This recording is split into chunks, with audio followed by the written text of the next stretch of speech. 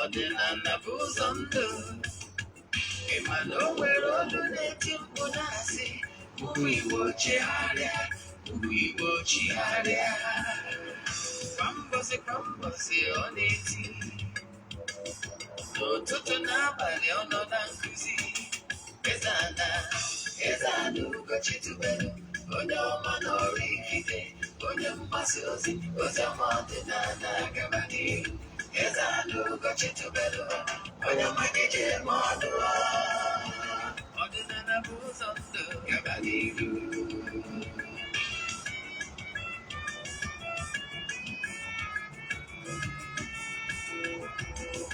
Eze-Ana Ugochi tubelu, onye ọma na oraifite, onye mgbasa ozi ọma ọdịnala gaba n'ihu. Eze-Ana Ugochi tubelu, onye ọma ga-eje eme ọnụ. Ọdịnala bụ ụzọ ndụ gaba n'ihu. Eze-Ana ga-adị, Ugochi tubelu ga-adị, Ugochi tubelu tempo ọ ya adị. Maka na eziokwu anwụ chacha, ndị okenye ga-anyụ fanta mpaki, ndị ochie ga-anyụ fanta mpaki. Fajasị kara aka gbọdụ ụmụ Igbo si anyị rapụ nke anyị na nke fakalụma buru Baịbụl bịa, akwụkwọ akụkọ mepekwa chọọchị fa. Okpolo ga-abịakwa mana Ugochi tubelu ekpere ekpere. Eze-Ana si na ọma mme, ọdịnala ọmanwụ chacha. Oge ọbụla ọ na-eti, ọ nọ na nkụzi. Chukwu abịa ma gwa ume, ọdịnala ya dị. Eze-Ana Ugochi tubelu, onye ọma na oraifite, onye mgbasa ozi ọma ọdịnala gaba n'ihu. Eze-Ana Ugochi tubelu, onye ọma ga-eje eme ọnụ. Ọdịnala bụ ụzọ ndụ gaba n'ihu. Eze-Ana Ugochi tubelu, onye ọma na oraifite, onye mgbasa ozi ọma ọdịnala gaba n'ihu. Eze-Ana Ugochi tubelu, onye ọma ga-eje eme ọnụ. Ọdịnala ya dị gaba n'ihu. Ụtụtụ ọma nọ ụmụ ọdịnala Igbo, abịakwa m n'oge awa nke eziokwu nke ọmụmụ nwa bụ Ogbuefi EZE-ANA Ugochi tubelu na-anọ n'isi ya. Abụ m onye isi nchụaja Ugochi tubelu na tempụl. Ị na-agba afa miri emi, rụkwazị ọrụ mmụọ dị iche iche.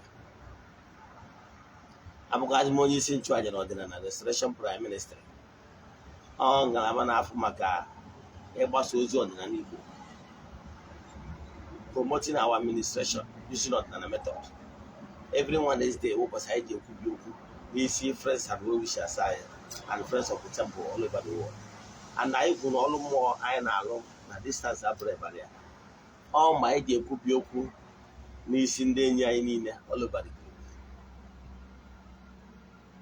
Ị nwekwara ike isonyere anyị ụbọchị Wednesday. Nke ọzọ, abụkwazi m onye mgbasa ozi ọdịnala Igbo. My mission is to help people live better life. N'ụbọchị tata, n'oge awa nke eziokwu, ihe anyị ji bịa n'ụbọchị tata bụ step by step all you need to know about elemental beings, Igbo spirituality ya na ọdịnala Igbo. Onye bụ isiokwu anyị n'ụbọchị taa. Gee ntị ma gee ntị nke ọma, maka na anyị ji life changing topic bịa. Echefukwana na aja anyị na-achụ kwa ọnwa nke ọnwa Disemba ga-ebido na Disemba 6th. So ọ bụrụ na ị chọrọ ka isonye na ya bụ aja, ihe ị ga-eme bụ ịchatị m na WhatsApp, send ya m ya prayer request, then email donation token to the account number. Ka iso na ndị a ga-achụrụ aja mbụ n'elu aja ịpụta ihe aja anyị na-achụ for 14 days. Na 60 a ga na-eme every day ọbụla a ga-emeje na temple je chụọ aja n'isi ndị niile sonye na ya bụ aja ya na friends of the temple. Achụcha anya bụ aja ka na-achụ ya every day for 14 days. Ọ ga-akwụsị na 19th. Na 19th ahụ ekpukwa anụ dị iche iche. mesara aka bụkwa eburu mesara aka dị iche iche ndị mmadụ ga-erikwazi ma ṅụọ ka esi eme kwa ọnwa ọbụla. So ọ bụrụ ndị na-esonye bụ amarago ka esi eme mana maka gị ma bụ onye ọfụ ka ị ga-eme we send the message na WhatsApp ka m gwazie gị information I need from you. Send that message na WhatsApp 0805 7837672. I repeat 0805 7837672. Na-abụ ihe kwesịrị ịma. Nke ọzọ bụ na anyị jikwa kaadị anyị na-eke n'ụbọchị tata. Ihe anyị ji wee bịa MTN and Airtel anyị ga-eke. Echefuna ya bụ kaadị also only our fans. Please don't copy it and send it to any other person. If it's not network you are using, please jump and pass. Nke ọzọ bụ ndị niile na-esonyere anyị na our fans on social media platforms. Ọ gwara ndị anyị ga-eme appreciate n'ọnwa November. And ka ị wee sonye na ya to qualify you, then ị ga-abụ onye na-esonye na program anyị. Ọ bụgo na iso your life, ma ọ nwere dibịa. Comment on our program, you share our videos and post to your friends. Then I get appreciate from all our social media platforms. I know social media platforms. I will on the social media platforms side na YouTube. I will on Facebook. KGM because I'm streaming live from Facebook now. Then I am on YouTube. I was in TikTok and Instagram. So we appreciate them. At end of this month, November. December. Now every month we select some and appreciate them. You understand? That walk with them. N'isiokwu anyị ji bịa n'ụbọchị taa bụ ekwuona m ya step by step ị kwesịrị ịma gbasalụ the need ọ balụ mgbe ọ dị gị nwa ịghọta ihe niile gbasalụ elemental beings, Igbo spirituality and ọdịnala Igbo. Ihe anyị ji bịa n'ụbọchị tata anyị ji akwụkwọ ndị ụka ọbịa wee bịa a na-akpọ Baịbụl. Ihe nji weweta akwụkwọ a bụ ka nsị na ya wee kụziere gị ihe ịmaghị. Yes, as a researcher and I go so many books. Yes, so many spiritual books. But actually, I'm the majority of my fans I can go through this akwụkwọ. Therefore, achọrọ m ka nsị na akwụkwọ a majority ga-go n'ime wee kụziere gị ọtụtụ ihe ịmaghị. Ị na-anya ego gị mana ego ya dị ka novel. Ego ya ka ị nwee nghọta ihe bụ ihe kwesịrị pick point from akwụkwọ. Achọrọ ka nke ọrụ ga-akọ ihe mere in creation. Echefukwara na ụfọdụ ihe dị n'akwụkwọ a bụ ife ha lift up from the ancient books. Then in some of them they change one or two. Some they change the real names of the real character. And with some distortion here and there. Then the right here now. This is King James Version. Cabo can they read the earth and family. The Queen of England, the family where the right of this King James Bible Version. And Catholic editions, St. John's Bible, Good News and rest of them. New American Bible and rest of them. So some groups of people own the rights. And meaning if they own the rights, they have the right to change one or two. Now, you show whether to about Genesis chapter 1.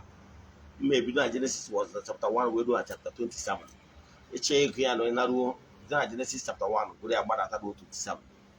Verse 27. Korean na chekowa bara uru gị ịgụ ya agụ mana ihe nchọ ka anyị ghọta ebe a bụ ka m summarize ya ihe dị na ị narụzie ịgụọ ya ịghọtara ya. Genesis chapter 1 na-ekwu gbasalụ the creation of the Almighty Father, the unmovable mover, the creator of the whole universe. Let me explain about this, the creator of the whole universe, the Almighty God, for you to understand whom he is. Almighty God has no beginning, he has no end. He has no form, and no human being will explain in totality whom he is.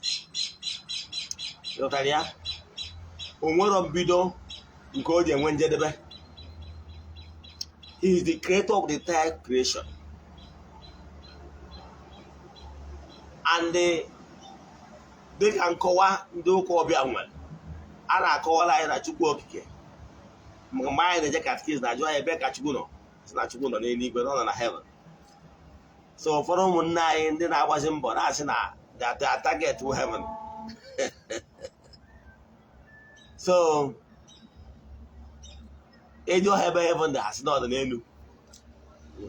Maka ngwa gị that ebe ahụ ị na-akpọ heaven abụrụ ebe chukwu bi.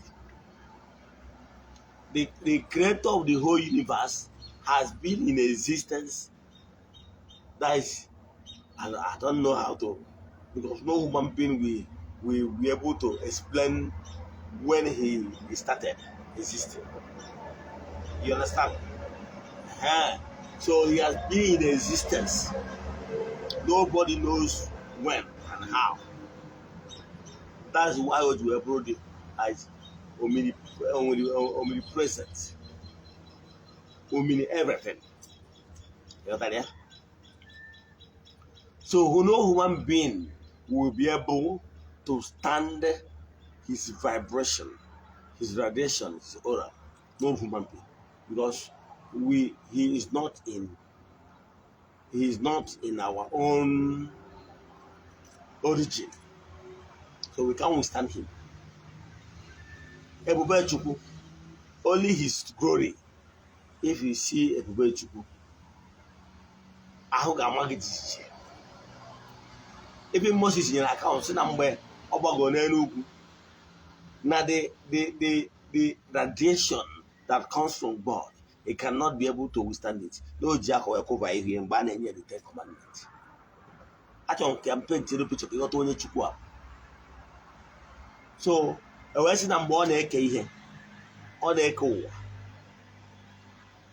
and the creations also. O wee kee ihe niile ekere eke wee si n'ụwa dum ụzọ mmiri na mmụọ Chukwu na-agagharị n'elu mmiri na-eme mma. O wee kewaa ya wee sị ka e nwee ala akọrọ, ka e nwee land, nwee sea, etu a ka o si kewa. E wee nwee ana mụ na gị taa. O wee kewapụta ehihie si let there be light, kewapụta ihe ehihie, kewapụta abalị. Ihe niile nwa bụ onye okike. O wee asị na okere enu ka ana, ka eluigwe ka ana. So ị ga-ajụzi onwe gị, gị nwa bụ onye si na ya target to heaven. I can tell you na Chineke Chukwu nwere ebe ọ nọ, the divine throne, before oke n'igwe ka ana. Ghọtara ya? So if na eluigwe abụrụ ebe Chukwu nọ, ghọtara ya? O nwere ebe ọ nọ, the divine throne. Ghọtara ya? Then mgbe ọ bịazi kezie ụwa,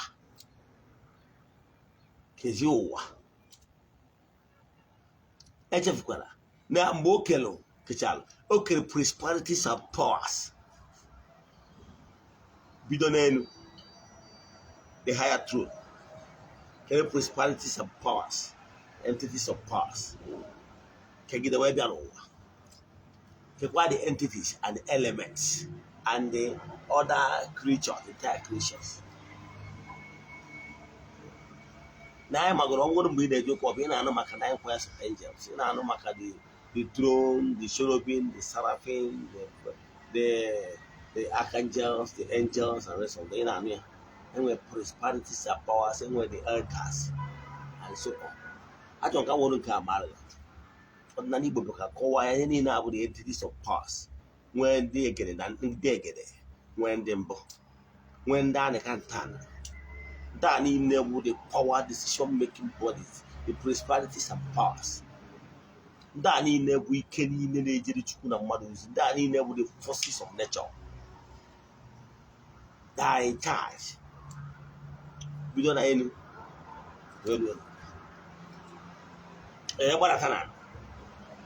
What can I say that edge?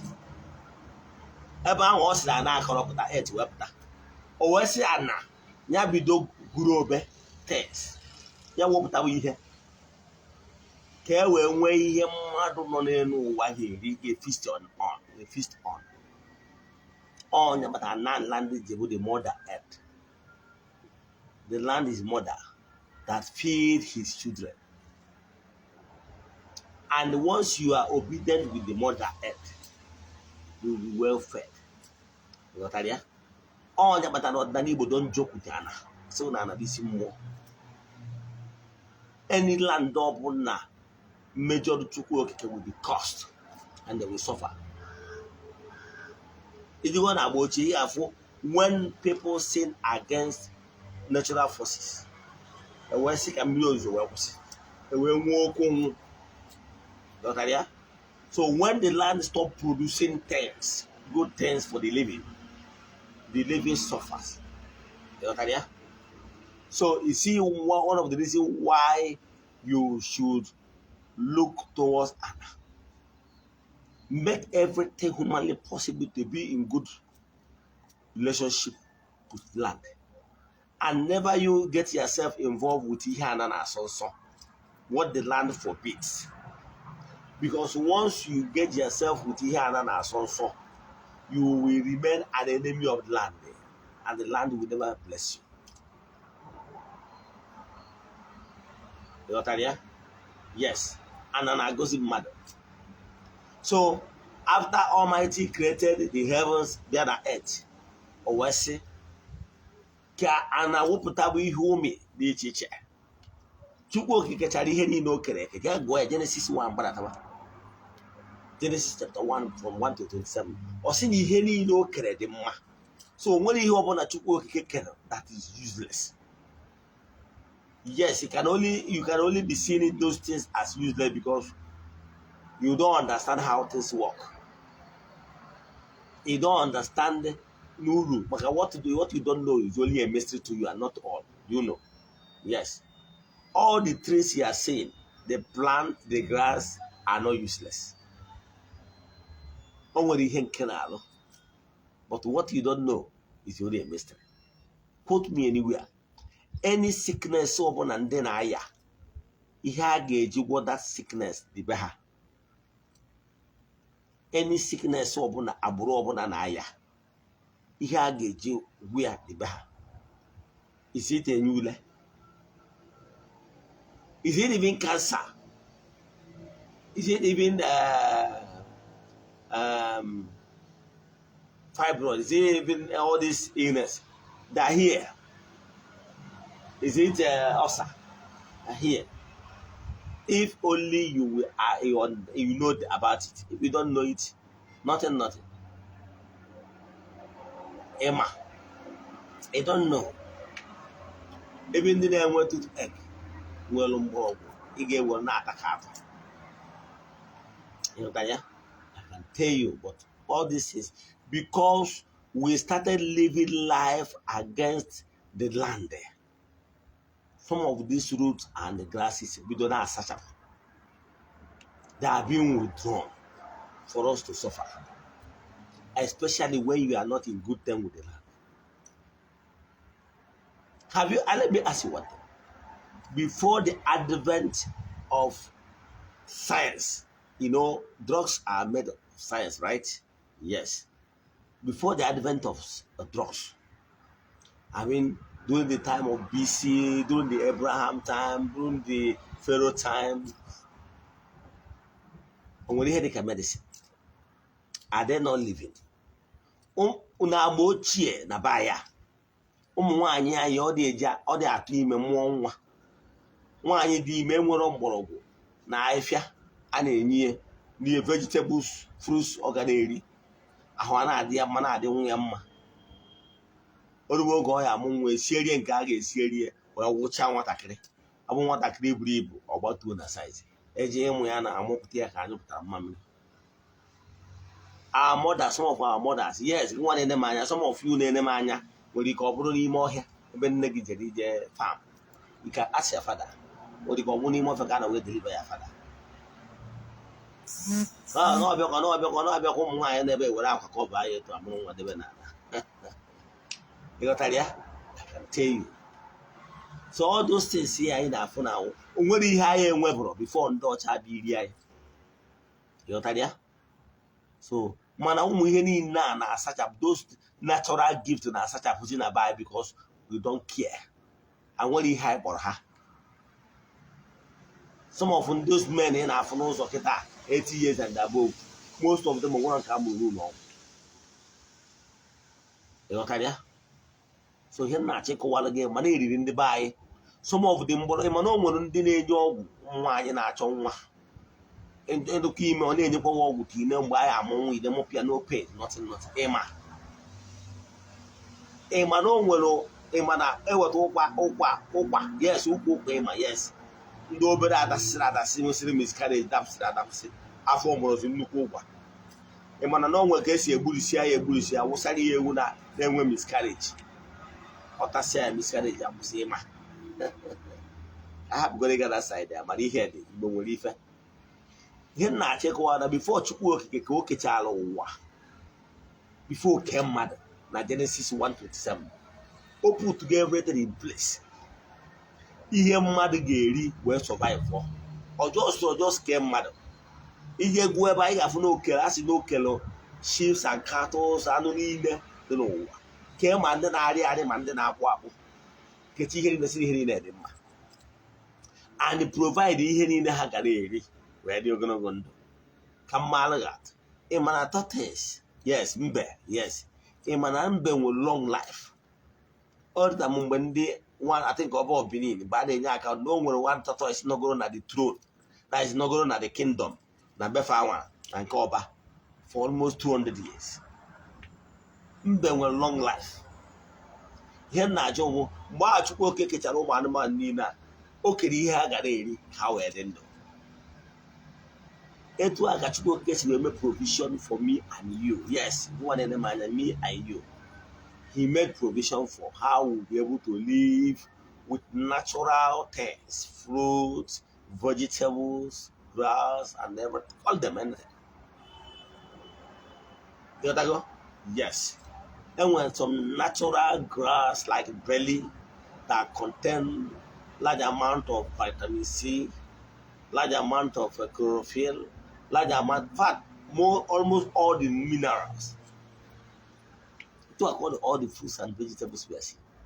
So God Almighty made provision for man. But you know why man are suffering today? Because we refuse to pay attention to those natural things given to man for sustenance. That's why we are suffering.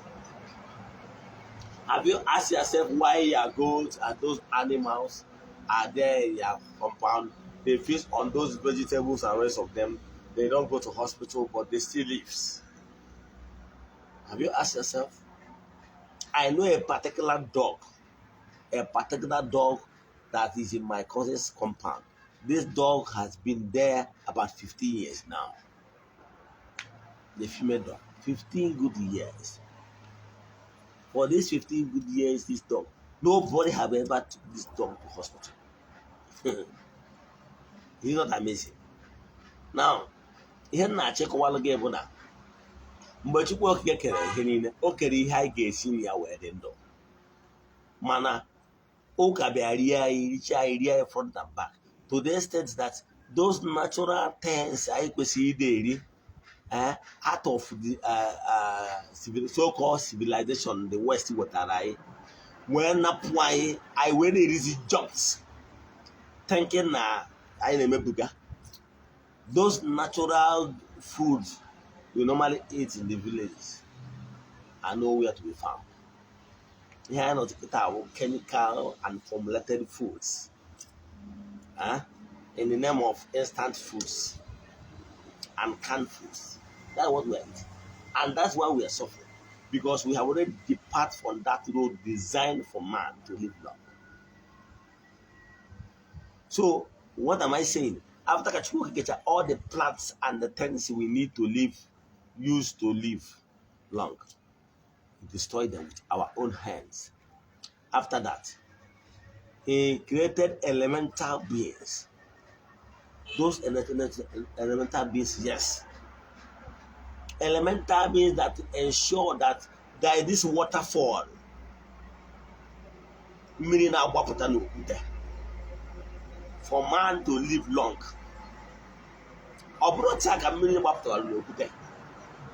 By the power of the creator of the whole universe. The forces of nature ensures that human beings may make provision for our own living. The story of that our African daughter. I'm proud of her. That served Abraham and Sarah. Yes. Mutal Ishmael. Hagar. Mgbe Abraham and Sarah gosiri akpọmasị n'ebe nwa Africa nọ. The maid that took care of them when they are sick. O wee mụtazie nwa nke ọ mụtara bụrụ nwa Africa. Nwa kwesịrị ka atụpụ ya n'ime ọhịa ka anụ rie ya. Mana nwa nke ha mụtara wee Abraham wụrụ Isaac bụ onye bụ nwa maka na ọnwụ onye ọcha. Ọ bụ taa ka emewere Africa. Hagar was African lady. O wee chụpụ ya n'ime ịkpa ka ọ nwụfuo. Asị ọgwado ka alụtara ya a hot ụlọ ka ọ ka na ọkwa na family house. Emere ya na ọ chụpụ ya na nwa ya chụpụ ha n'ime ịkpa ka ha je nwụfuo. Mana etuto dịrị Chukwu okike. Ọ bụrụ onye ajụrụ gị does not mean na mmụọ jụrụ gị. Unless na imetara ihe mmụọ ya ejiju gị. Ewee si n'ime ịkpa ewee mee mmiri gbapụtawa na ụmị nke sostel ya na ụmụ ya, and the rest is history. So the elemental beings, their work is to further creation. Yeah, go that Genesis.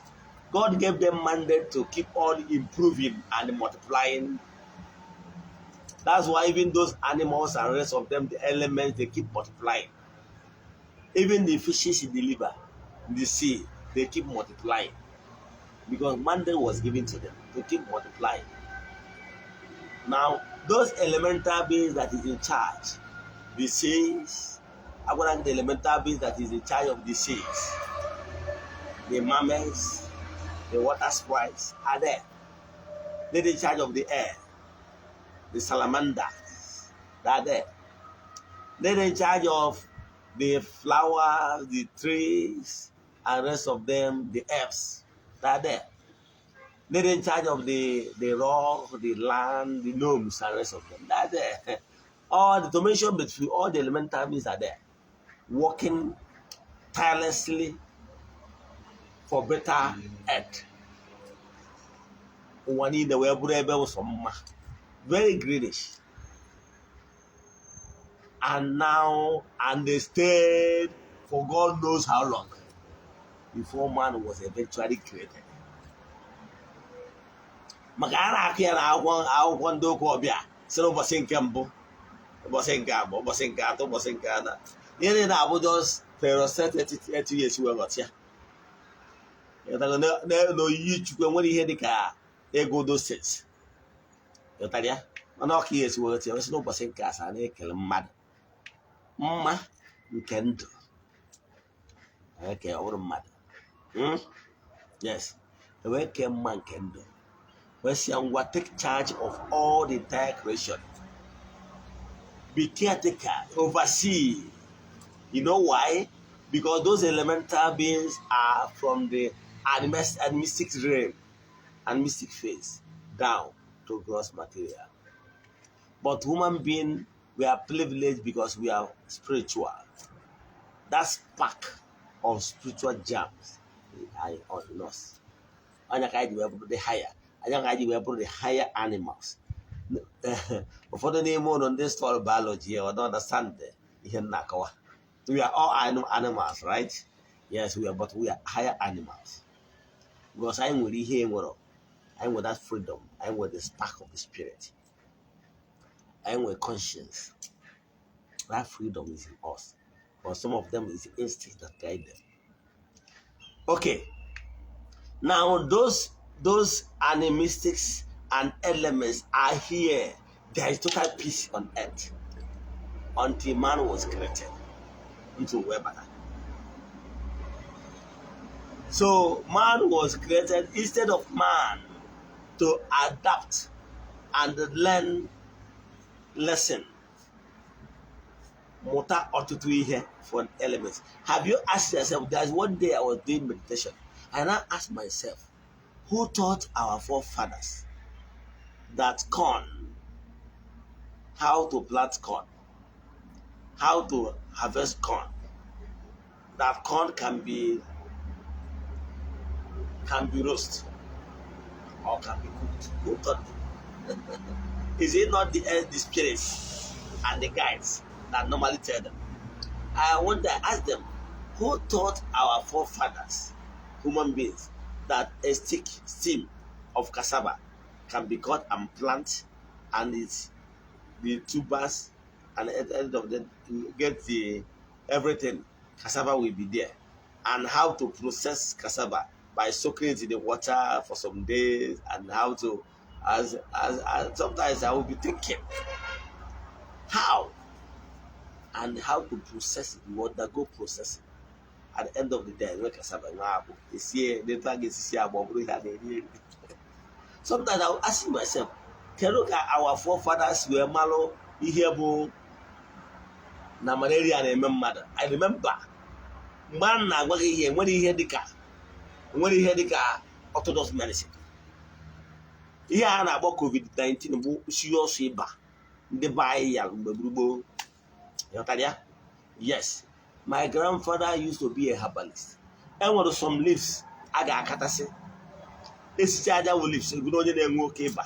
It's charger leaves, about that cake and one on our joy. A butoja be told one. It was told China wine or the roku in Orana. And where would it all what they may be no? Where were Aqua? Where would cheer in a itogua? Who's one was in all water that I hear me wondering? I mean, my henny on I Kubanya to clear the lungs, the heat going in, and Machaya in 1K and we full heat and they are back in our house. If I made 2 times, one day, who taught our fathers that such thing can be done? Is it not the spirits? We are connected to the elements, the spirit back there. But what happened to us now? I just cited those simple examples. And even there was a time I was asking myself, who taught our fathers the way our house should be built? Who taught them that now I get door, now I get window? Do you know? I remember when I was small, I visited one of my distance relatives. I saw they are living in the mud house. I saw local bed built with mud. There is a way they open it in a way that they can put some fire during hammer time. Okay, weather. If you open that bed, that clear, that bed, clear well, we remain warm. We will not feel good. Can you had a sense? Almost and go so but just does on name. Then who gave them those knowledge? I is not the spirit because they are connected with the spirit and they were properly guided. Then what happened to our era? Because we discarded them. We don't show interest. Sorry. We don't show interest. They abandon us. And why? That's why we are suffering. Step by step, what you must do, one, you must recognize elements, elemental beings. You must try your possibility as much as you can to be in good book, good record with them. Build what I call PR, personal relation with all those elements. Build personal relation with all the elemental beings and show love with all the elements, the mystics. Show love with all the entire creation. So that those spirits and elements in charge of this cross material earth before man was created. They were here before us. Man came. Yes. So they knew one or two. They know something before us. They knew exactly what we don't know. You know what I mean? So we need to be in close relationship so that they will be able to teach us. Onoka Igbo mmadụ a sị na onye bụ otu mmadụ ụzọ sibe ite ebu ozi aka ya enwe mkpọpụ ite na mkpọpụ ọkụ eziokwu. Those are the mystics and the elemental beings are here before man was created. So they have been in existence for God knows how long before man came. So they knew one or two. And if man is on earth and you really want to learn, you have to pay attention to those elemental beings and the mystics so that and show them love, so that you will be blessed and you will be taught one or two. Even Jesus and Ogbuefi mentioned it that na ụmụnnụnụ nke igwe na ha enwere ubi ma ọ bụ ọba mana Chukwu nna nke igwe na-azụ ha nri. So God Almighty expected us to take good care of them. Our forefathers then. Ha biri nri, ha ekuru obere nri ma ọ bụ ogoro swallow, kwụọ with ofe tụpụ. Ihe anyị tụpụ ya bụ ha ma na-enwere those call them ihe na-akpụ akpụ arịrị, ngwere, lizard, birds, all those things. That someone need to take good care of them. And although mother take a good care of them, mother will be blessed. Once you show them, showing love is not only for your fellow human being, whom you knew too well that the person will pay you back in their own day. But showing love means showing love to something or creature that will not pay you back. That is total love. Abụrụ mgbe enyi nwoke na-achọ iri ji next Sunday. Njegoro na bie bọọ ya 50,000 naira. Amago na onwe ụbọchị Eze-Ana na-eme ife. Na ọ ga-abịakwa na temple bọọ m even the same amount or even more than that. Ịghọtara ya? Nke a bụ maka asị nwoke mere nwoke ibi ewu na-ejidere ma ọ bụ eziokwu. Man, knowing fully well that those lizards and those this thing will not be able to pay you back, yet to show them no, that is genuine love. Yesterday I was in the river. I offered some ihonuneri to those fishes and all those elements to be in the water. Do you think they will not pay me back? Well, immediately they saw those things. Immediately mmiri ubi okwu kene asa na eze arabịakwa na mbịakwa tata ka mbịa mee one or two. Mana m jikwa ihe ọnụ na-eri wee bịa. Ozugbo m na-ebidote iwe ihe ọnụ na-eri nekwa azụ ma nnukwu ma obere dị keep coming, ị na-eri ihe m ji wee bịa before m ga-eticha ready maka ịlụzi ọrụ njide. Ịghọtara ya? The whole thing that the hammer na ihe ahụ ji wee bịa ma bread ma biscuit ma ihe ndị the whole thing na ha mara na ọ bụrụ ihe ha na-enweta bụ na mmiri around. Do you know? Ha mara this thing tastes different. No way special thing. Eze-Ana bịakwa Chukwu okike ihe Eze-Ana ji bịa na mmiri taa biko ya gazi eri ya. They join me in prayers and you know why I like their prayers? Their prayers is pure. Their motion is very pure. Ha adịrọ ka mmadụ nwere ike oricha ihe inyere ya ọ sị na narị akara aka ya kedu adị m ofeke akara aka narị akara aka onye bado ka akara aka onye ọrụ ugbo mana those things, natural beings, those animistics, how they are thinking evil because they are pure. You see this in why a geometry had you group. And knowing where the hair will be more boba. Malachukun Kibe expected we human beings to remember those creatures. Instead of you to forget about those creatures, please forget about the giving Yawana. Yotalia, Makawan Nagan way Kirichi Hit, walk watch on him. But those things, they will not thank you. Understand? Mananimo behind the Kenyak and the Chukwok. They intercede for you. So you must find a way. Let me tell you. A man buy what to Chonyo Wagi, Bodo Chonyo Wagana, Chonyo Wagu spirit. A brother I buried it in. But for the fact that you take you all car, walk away, or they happy. However, Stanya Boko will teach my hand or those here. I don't have about to the within that second about to be in your clear those things. He portable, and those things in your quality, he have any legacy, call them bears, lizard, ants, and rest of them. How many had? So one the natural, and I can it all. One we one recognize the fact that elemental beings exist. Pay homage to them. Call them the time of your need. Yes.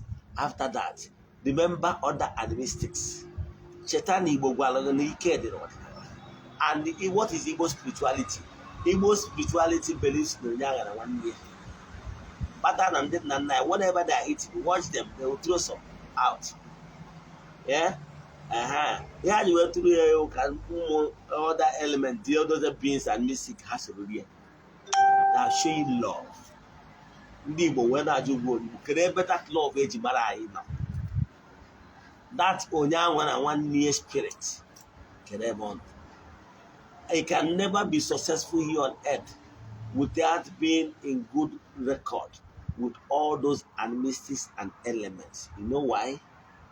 You need their support, you need their prayers, you need their intercession. So pay attention. Stop bugging yourself, thinking that it's the only human being that thank God. It's not true. I want to call him by the meteorology. That's seen from some of those ancient books. However, na Moses, a man called Moses. Na abo mgbochie ọtụtụ ndị mmadụ na-eme ha chọọ ịnọ in quiet time or spiritual exercise. They will climb hilltop because in hilltop the distraction will be very less. So they will get back better. How when we can work so you want to move. So in one occasion, one man, this man was a farmer. Farmer ọbụbụ nọ na-azụ ehi. Ọ na-eme ụtụtụ ọbụla ochegido kere ihe ya ga-eme ka ya wee gosi Chukwu okike gratitude. Ihe ọ na-eme were ochuo ebo wee jekwuo mmiri ehi ya zọpụtawa mmiri ara ehi na ehi ya nwa. Ọ zọpụtacha mmiri ara ehi that's milk from the cow. Ọgbago head ba straight to the mountain. Oluo na mountain o megoro onwe stone. Ebe ọ na-ewere ya asị ihe aja okene Chukwu okike si ya na bịakọrọ ụbọchị tata ya na-ebutere ihe aja nke sitere n'aka ọla ya wee bịa maka na ọmụmụ etu n'ugwu ka o ji n'aka ọkwa eziokwu na ihe abụ ihe si n'aka ọrụ nyanwa na-emepụta ọdọbụ ya n'elu okwute anwa ọ naba echi niile kwa ụtụtụ opurudusu another one opurudusu another one a na-abịa before ọ na-abịaru the other bụ ahụ o tiri yesterday adịgo dried up. Ụmụ anụmanụ dị iche iche abịago bịa feast on those milk agwọ bụrụzie empty bowl ọ ga-afụ ọ na-atụ ụtọ na Chukwu okike nara ji ya ọ chere o werekwazie that new one o donye bụrụ that empty bowl nke ochie wee nara on one occasion o jichara ihe na-edescend from the mountain. Moses wee fịa sị ya enyi m kere ebe isi apụta wee sị ya na ejere na mountain na ejere bujere Chukwu okike milk. Then Moses wee mụwa ya amụ wee sị na Chukwu okike cannot drink milk. N'ọgwa ụmụ anụmanụ na-eje feast on his milk. This nwoke a will feel so sad because nwoke a che na Chukwu Okike na-abịa aṅụ ya milk dị ụtọ nghọta nke ya. And Moses na onwe ya akọwarọkwara ya ọfụma etu ọ ga-esi wee ghọta mmanụ na even if those animals feast on those things na Chukwu erighị, nwoke a wee wee iwe nke ukwuu wee sị ụmụ anụmanụ ka ya na-atara ahụhụ ịzọpụtacha milk a wee bugo wee n'elu ugwu wee si ebe ọ na ọ bụrụ Chukwu Okike na-eri milk ya na-ebuje ya ga-akwụsị ebuje ya. Ị mana nwoke a ebujerozi the next day. Ụmụ anụmanụ na-abịa aṅụ ihe a wee bezie wee fụ they couldn't see anything. Asị Chukwu Okike na milk ị na-ejikwa na-agbara ha Krismas na ha adịghị afụzikwana ya. Ya biko ya dị ọkwa ha ya milk ọ na-enye ha. After ka ha communicate with God, then God wee gwa Moses wee sị ya ịmara gwa ka isi wee si nwoke a ya kwụsị ibute nya milk, jekwa gwa ya butekwa nya milk onye nwa Chukwu Okike na-eri ya na nara otiti ya. Nwoke a wee chọọ Moses wee chọọ nwoke a wee je gwa ya biko ya bido abụghị ọkwa milk a na Chukwu na-anara otiti ekele na ya. Ịghọtara ya? So ọ bụ etu a nwoke a si wee megide bido ọkwa ya. Achọrọ m ime onye ị na-ediscourage, mana ị nwere ike bụrụ na ọgwụ bụ onye na-ediscourage mmadụ from remembering all the other creatures. Maybe ị na-afụta ya asị na nwere ihe ọ bụ na waste of energy or waste of resources. But I can tell you today that ị na-emeti ya. Ghọtara ya? Nwanne na-achụ aja na ọnwere aka ọbụla na-achụ aja ihe na-efugharị. You must have a way of being cause of joy. So people around you could be human, could be under other creatures. Make sure that your environment and everywhere you pass through are better than you made them. So pay attention to everything concerning spirituality and elemental beings, so that you will be friendly with the earth, so that you will be friendly with the land. And na-agọzi mmadụ. Agwara gị na ihe niile a na-akụ na ka ihe ọma si abịa. Ghọtara ya? Ada ekwu okwu onye anya koro n'elu. Ụfọdụ nọ n'ụwa a na-ekwu okwu n'elu igwe ka ha na-eje na-amụ ha amụ maka na ha agụcha awa na-agụ otu okwu eziokwu. Na ka ihe niile na-esi na ebido ọkpata na mgbe ụfọdụ ọ bụrụ na mgbe a na-achọ nwaanyị asị gị chọkwa nwaanyị anya mere gịnị anya ruru ala. Ọ na-ana maka na ọ bụrụ na ị metara ihe dị n'ala nwere ebe iji azụ eje. Nnụnụ na-awọcha ife n'elu bụ ụzọ tụọ obi efe n'ihe. So ana isi mmụọ. Once you are in good peace, in good whatever relationship with the land, but you believe in me, you will be blessed massive. So what am I saying today? Pay attention to the elemental beings. Pay attention to the Igbo spirituality. Pay attention to Odinana Igbo. When you started new, you might not be getting exactly all you needed. You know why?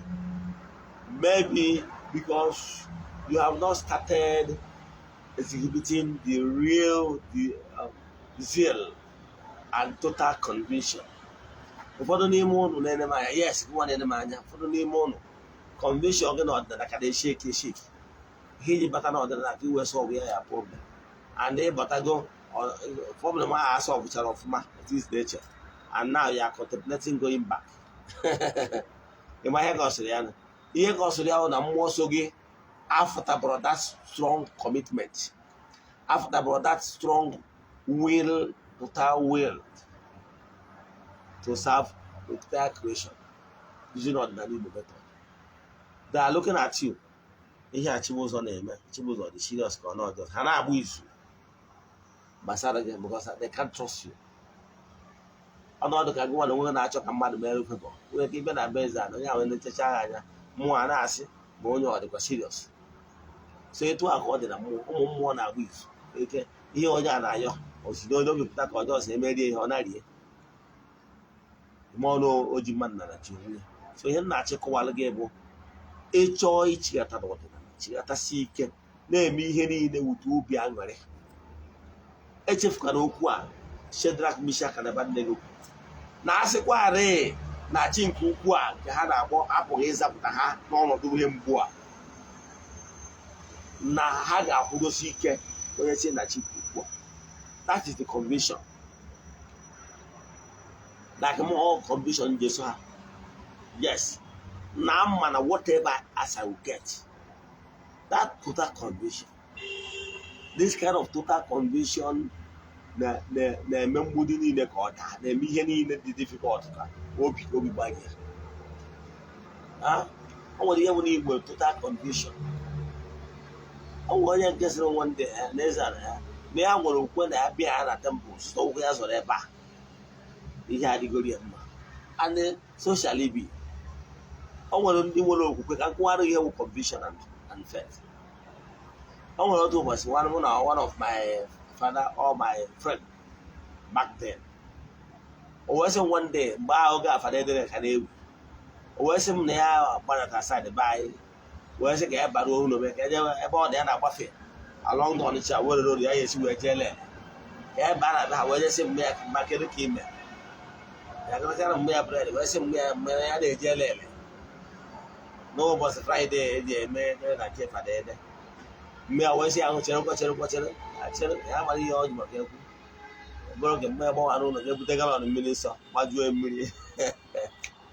Ya were obi ya sị maka mmiri nsọ ka my mother ji asị m Michelle.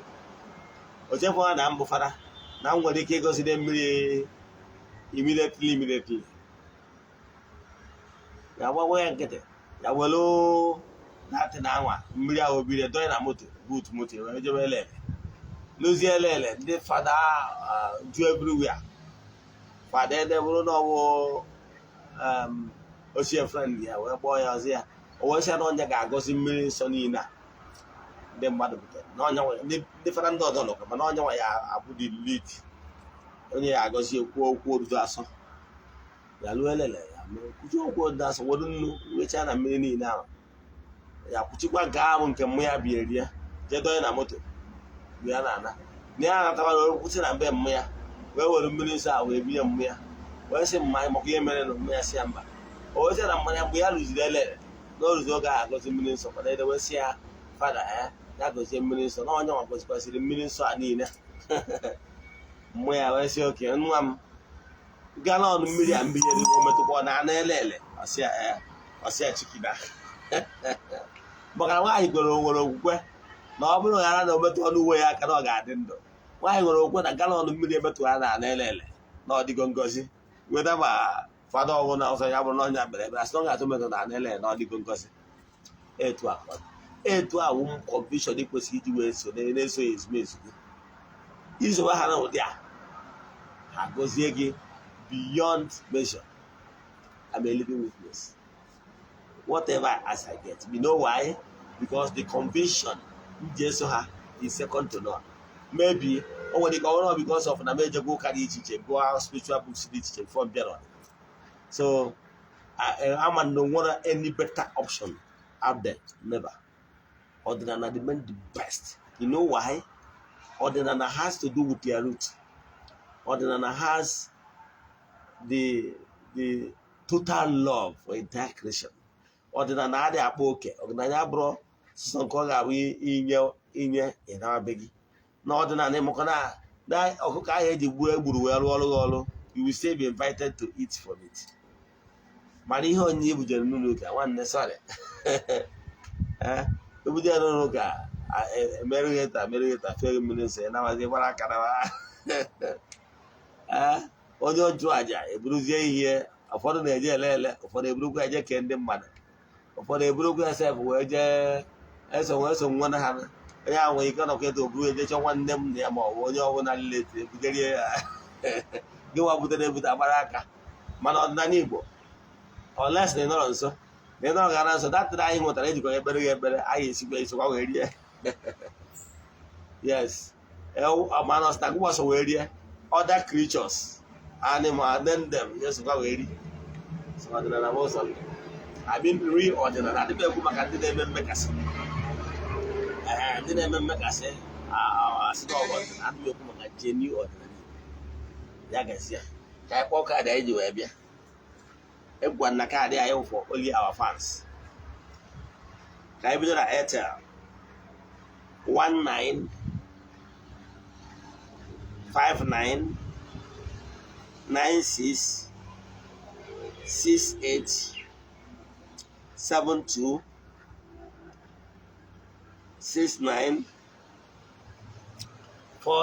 1959966872694315. I repeat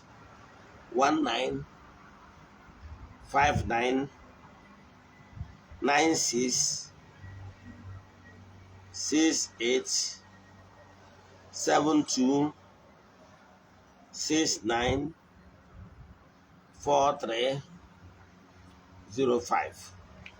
Let me call for the last time.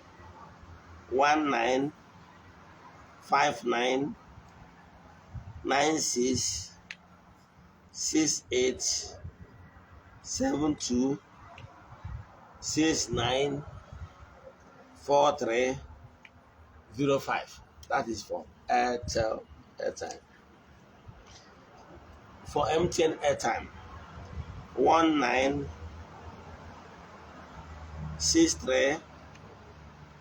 1963267904. HF code na MTN loading it bo *3551 is your number and here hatch. I repeat 1963267904. Let me call for the last time.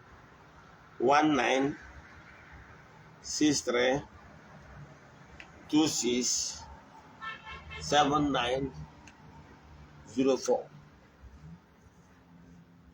N'aha Chukwu okike nke pụrụ ime ihe niile onye ike niile si n'aka ya bịa ebe ebere kwubie okwu n'isi Friends of the Temple ndị enyi anyị and fans all over the world.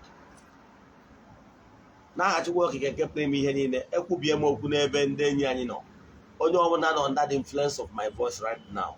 Asị m na distance ama abụ ebara ya n'ezu oge ama abụ ebara ya. Let their heart desires be granted. Ndị niile their faith etozubeghị oke. Let their faith be complete. Ndị niile obi ha ka na-ama jijiji ka ha nwee obi siri ike. Ndị niile chighatagoro n'ọdịnala n'eziokwu na ezi asụsụ chegharịa ma chigharịkwa. May their heart prayers, heart desires be granted. May they be favored. May they receive favor. May they receive favor, blessing, upliftment from our daily sacrifices. Ugochi to Odinana Temple. N'aha Chukwu okike nke pụrụ ime ihe niile onye ike niile si n'aka ya bịa ya gazie ọfọ.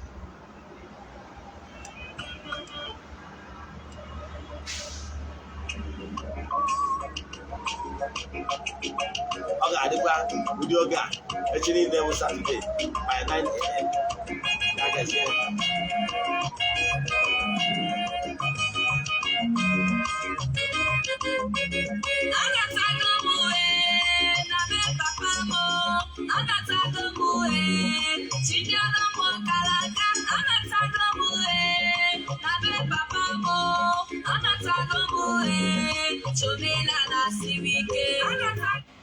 Ka ọ dịkwanụ ụdị oge a echi niile bụ Saturday 9 a.m. ya gazie n'ọfọ.